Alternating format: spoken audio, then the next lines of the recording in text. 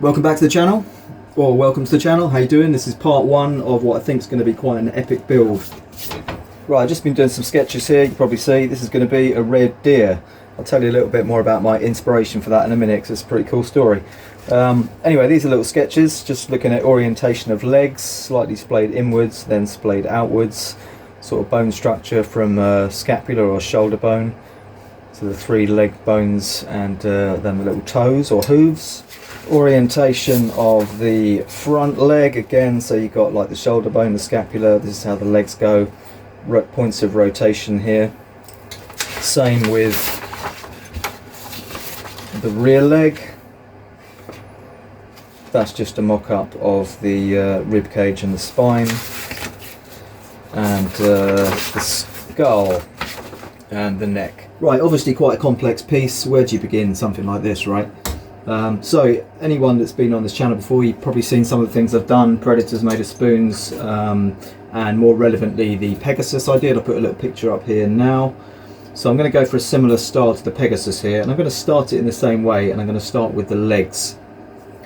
So I've got to work out, looking at pictures of red deer, here's a few random ones, what sort of pose I want the deer to be in, and from there I can work out how I'm going to put this rear leg together.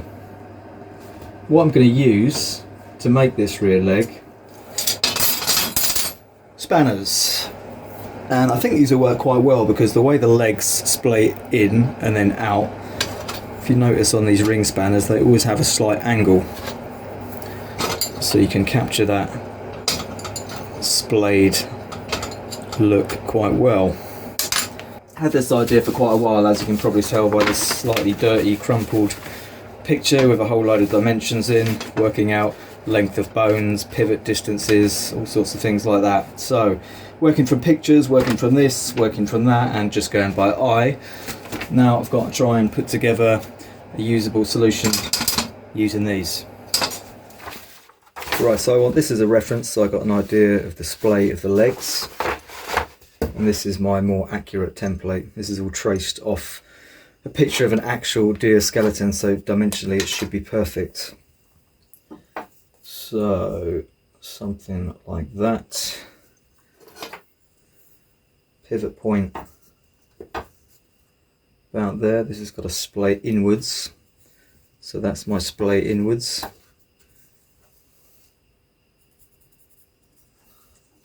Thinner one for the lower one, that needs to splay outwards slightly. So again, you can use the splay there. And what I'll probably do here is make a little round here and then weld and sculpt that in. So I'm going to look at a few pictures of red deer now, and we'll find the pose that I want to look at. Certain poses the leg is obviously going to be a lot straighter, other poses it's going to be more bent. So let's figure out what I want and we'll go from there.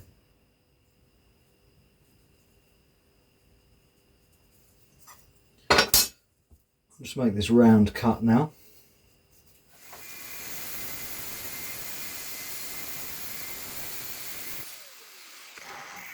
Now you know why all my jumpers have holes in the same point. Right, I'm going to get in there now and smooth that out. Right, these are carbide burrs, really good tool. Stick them in a Dremel, another great tool. You can hock out quite a lot of material with these.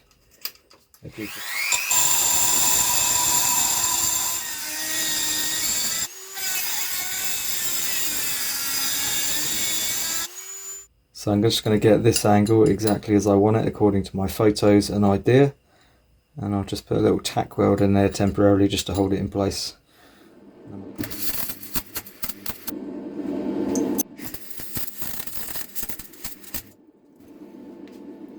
So that's now held captive. Now I can go back to the diagrams, make this little round cut here and put the lower bone in as well.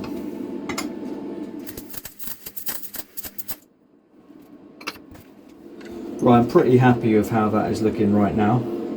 Got a nice splay to the legs.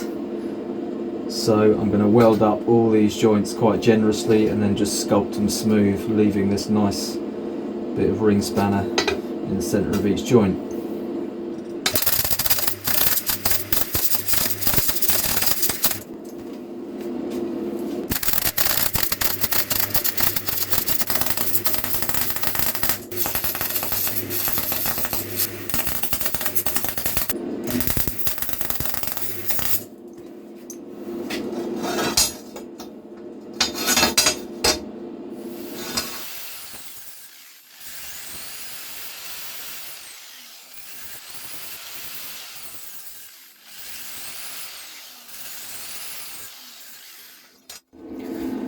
So get the bulk of the material off with the angle grinder and then use these little flat wheels, a bit more control.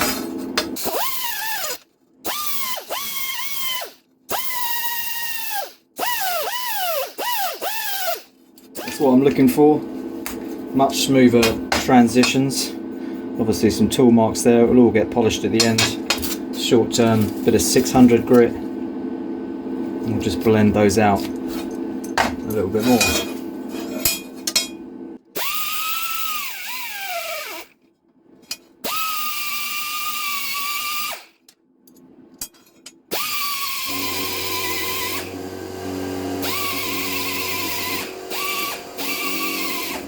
Okay, that's my leg done. I'm happy with the dimensions on the pivot points. I need to cut the excess off and do the hooves, but I'll do that when I've made the other leg. So I'll do that and I'll show you when it's done. There's my two legs. This one slightly straighter legged on the lower limb because of the pose it's going to be in. I've pulled them up together now. You should be able to see displayed leg effect. So obviously these legs are going to get clad with spoons, give the impression of muscle groups, and then there'll be all sorts of bits of broken tools, gear cogs, cables, CO2 canisters, springs, you name it, to give the impression of mechanical articulation. Before I go any further though, I just want to tell you a little bit about my inspiration for this piece. So I went on a holiday to Scotland last September, did a driving route called the NC 500, about 500 miles that goes all the way up the east coast, north coast, and then back down the west coast of Scotland. So I saw so many beautiful places, a breathtakingly beautiful country, Scotland, it really is. And halfway down the west coast we stopped in a place called Loch Arran. Having pre-booked, we met a guy called Colin, a deer whisperer. He basically single-handedly reintroduced red deer to this part of Scotland, and he took us up onto the hilltop in this little six-wheeled Argo beast, and we spent 3.5 hours quite literally in the middle of a herd of red deer, and here's some footage I took on the day. So Colin was able to regale us with tales of Scottish history and a lot of information about red deer, absolutely fascinating. He was able to call them by making deer sounds, and within a couple of minutes they were all around us. Really just unbelievable experience. So here's a link to Colin's Instagram, Raraig Forest. If you're in Scotland or you're planning to go, definitely give this guy a shout. I'm sure you want to give him quite a bit of notice. I imagine he's got quite a lot of bookings, but well worth it. Very, very cool experience. And that is the reason why I'm making this today. Right, just a little bit of insight into the sort of stuff that goes through my mind when I'm putting something together like this. So I've got these two legs, and I'm already starting to think about the width of the pelvis. So I'm trying to come up with an idea for something that looks like it might work mechanically, just the impression of something. So a couple of old broken angle grinders I've had knocking around for ages. I keep them because they've got spare brushes in and things like that. If you take out the centre bit of here, you get a really nice, I think that's a worm gear, is it? And on the end of the motor is the corresponding gear cog. Really cool looking bit of machine metal, I love it. So that's my rear leg. I have my worm gear driving cog around the top pivot point for the top thigh bone. Around that, bicycle gear cog, smallest one of one of these bicycle cassettes. Fit that over the inside, well probably the outside actually. Chain goes around there. Got a bucket full of chains, so we'll have one that's a bit longer, and that goes around the pivot point here for the end of the thigh bone. Open out the ring spanner, may have to change the angle of that slightly, but that's easily done. And then I've got the start of a rear leg that's looking like it's sort of mechanically viable. Got a bit of bar here that's the perfect fit for these, so I'm going to try and make a rear axle with all of those components that's the exact right width for the deer. Right, so I've got the start of a couple of legs. I need a way to mount them, and they've got me mounted on like a pelvis. So if I show you a quick picture of a deer skeleton now. So you can see from that, you've got a spine of a red deer and you've got a pelvis that kind of pivots off it. So that's what I've got to work on next, the spine and the pelvis.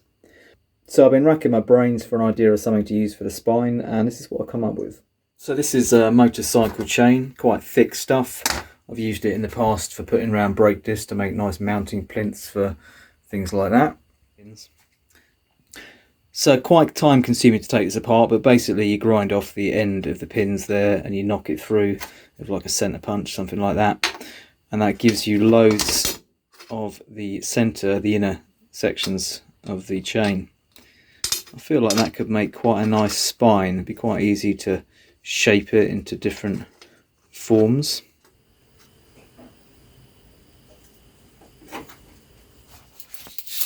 Right, I've got around about 45 centimetres of this now in total, which is more than enough. It's going to be a slight extension for the tail. Pelvis is going to attach around about this point, and this is around about where the shoulder blades are going to be. Deer's going to be facing to the right, so as a consequence I've put this very slight right kink in the spine here, and obviously come back very slightly the other way, where the rear legs are going to be situated. I think that is going to make a really nice spine. And in order to form that, all I've got to do is get some rod of the right diameter, so something like that. And if I bend the rod to the contour I'm looking for, I can literally just slide all these on nice and easy.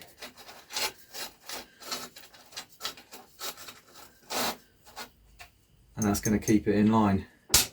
So I've got to find some scrap rod of the right diameter, got to clean all these up, a little bit greasy. Motorcycle chain lube, so we'll soak all these, clean them up, and then get some rod through there. So before I end this video, I got an interesting message on Instagram today. I got asked if I'd like to apply for a BBC TV show that mentors and follows creative artists. Apparently that's why I am. Mind blowing. Anyway, what do you think? Should I apply? Quite interested. BBC, bit of exposure. Got to be a no-brainer, got to do it, haven't I? Get in the comments, let me know what you think.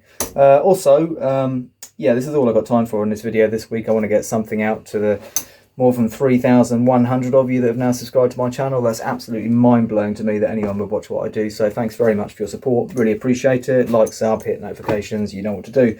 Next week, I'm going to get this spine put together, get the legs mounted, articulate a pelvis, and I want to come up with some sort of idea for the mechanical workings of the legs. So I'm thinking pneumatics, cogs, springs, bits of old motor. Haven't really decided yet.